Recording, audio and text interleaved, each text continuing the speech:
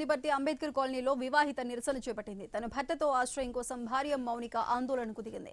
ఈ విషయాన్ని I news ప్రసారం చేసింది. వెంటనే ప్రజా సంఘాల నాయకులు మౌనిక పేరెంట్స్ అత్తమామలతో విచారించారు. అత్త, మామ, భర్త, తోటికోడళ్లు ఇంట్లోకి రానివ్వకుండా అడ్డుపడటాన్ని తీవ్రంగా ఖండించారు.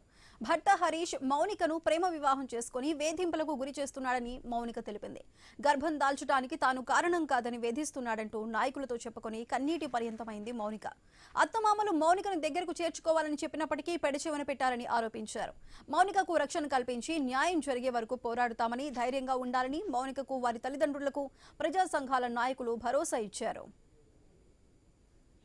అత్తగారు, తోడికోడలు, అదేవిధంగా భర్త మామగారి వేధింపుల విషయం మీద స్థానికంగా పోలీస్ స్టేషన్లో ఫిర్యాదు చేస్తున్నారు.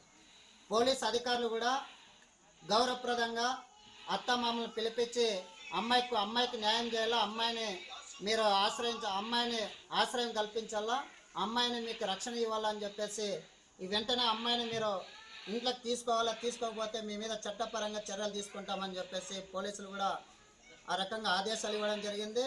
అయితే వీటిని ఏమాత్రం పట్టించుకోకుండా ఈరోజు ఉదయం ఆ అమ్మాయిని ఇంట్లోకి రానికుండా అత్తమామలు వాకలేసుకొని భర్త నాకు డ్యూటీ ఉంది అని చెప్పేసి డ్యూటీకి వెళ్ళిపోవడం, ఇవన్నీ చూస్తూ ఉంటే అమ్మాయికి సంబంధించినటువంటి విషయంలో చాలా వేధింపులు ఉన్నాయన్నటువంటి విషయం చాలా స్పష్టంగా అర్థమవుతుంది.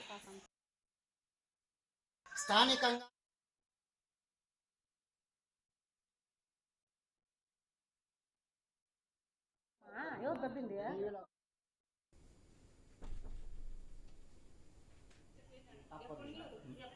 అలా వాళ్ళు ఏం చెప్పిన మాటలు మీరు వింటారన్నా?